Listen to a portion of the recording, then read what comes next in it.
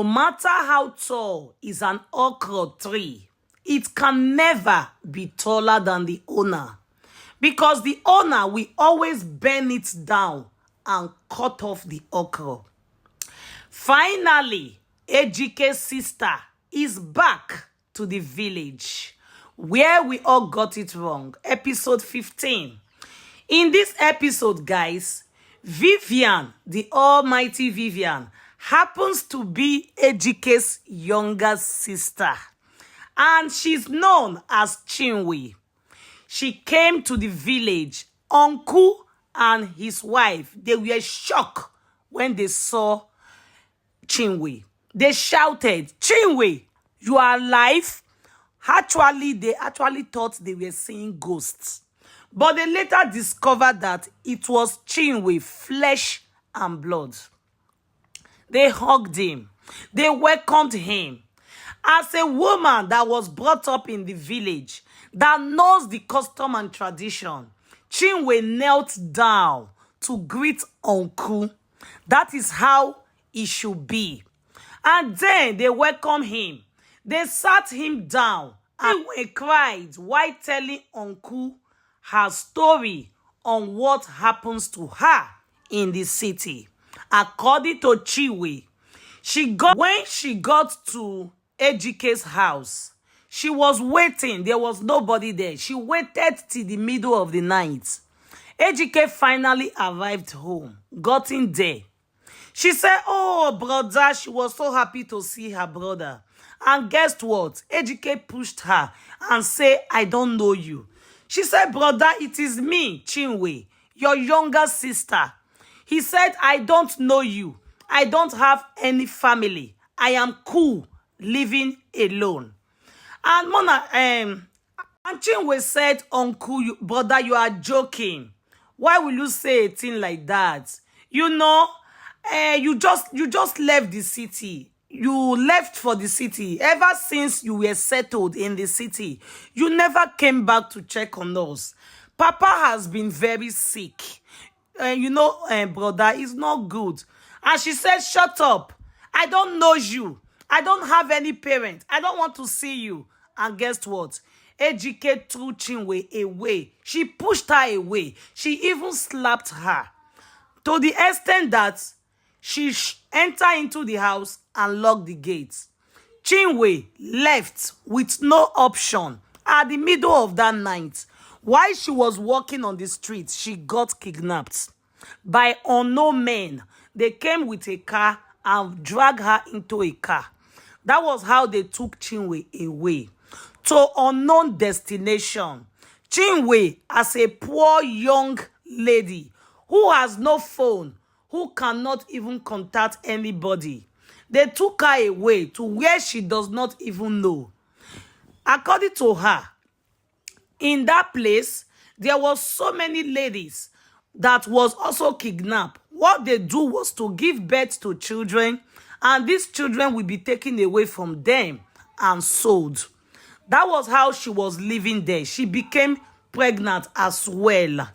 One day, the place was raided and they were able to escape.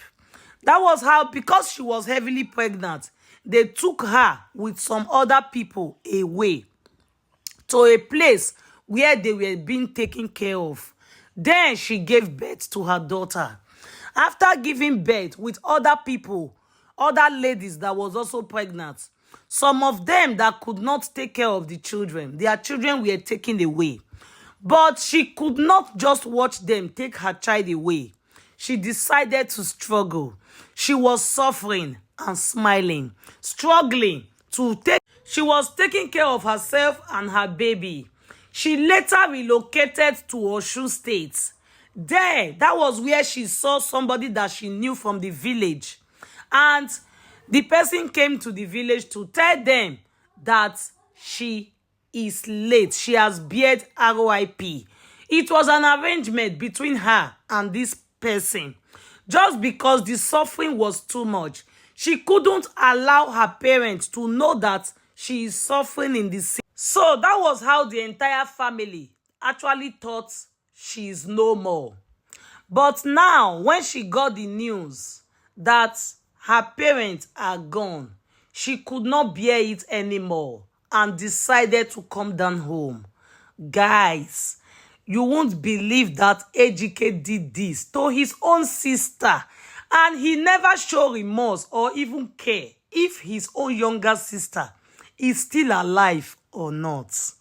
Now, here comes another meeting between Ejike and the elders to finalize on how to go about Mama's burial. You know, now Ejike came again with his friends, and the elders ordered Dan to leave their presence, that Dan is not welcome in this meeting. Initially, Dan did not want to go, and his wife interrupted the elders, telling them why they were humiliating her husband. And Dan shut his wife up and said he can speak for himself. Then, the other people, including Ejike and Monachi and Co., asked Dan to leave because they want the meeting to be successful. That was how Dan left. In the meeting, the elders told Ejike their conditions, that Ejike did not take care of his parents with all the billions that he has. He allowed his parents to suffer and bear RIP as poor people. For this reason, he is going to build a mansion in their father's land, in his father's land, since the house where he was raised is no more, has been collapsed long time ago. He is going to build a mansion in that same spot for his parents, and in that mansion, his mother will be buried in the sitting room of the mansion. Since the mother were not opportune to enjoy her son's money while she was alive, then she should be privileged enough to be buried in the sitting room where AC, air conditioner, will be blowing her body. Oh my God, this is terrible. And again, it didn't end there, because Ejike insulted the elders so much.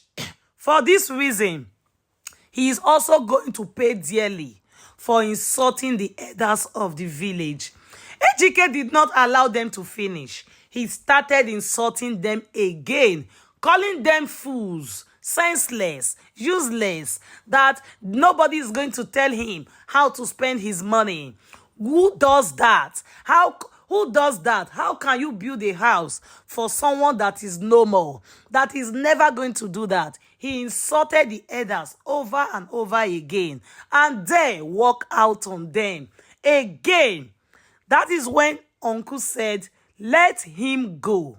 He will definitely come back, because an okra tree can never be taller than the owner. He will go and come back while we will remain here waiting for him. That was it, guys, for today's episode. Still, Vivian has not shown herself to Ejike, because Vivian is warming up, preparing herself on how to deal with Ejike seriously for the pain Ejike caused her and his parents. So, guys, what do you think about today's episode? For me, it is very interesting. I am so happy that Vivian is here. Like, whether poor or not, Vivian is the only one that can deal with Ejike. I trust Vivian on this, guys. Come on, drop your opinion in the comment section. What do you really think about this? Do you think Vivian is also guilty for not coming home to take care of his parents the little way she could? But I think Vivian have a point. According to her, the parent was already suffering, finding it difficult to eat. She doesn't want to come and add herself and her baby to their problem, as it will be more difficult for the parent. This is why she decided to struggle to see if she can earn living by herself. So what do you think? This is my own opinion, though. Please drop your own opinion in the comment section, and do not forget to share this video for other people to watch. And please, on your notification bell, follow this page if this is your first time. so that whenever we post, you will be the first to be notified. Thank you and God bless. Bye-bye for now.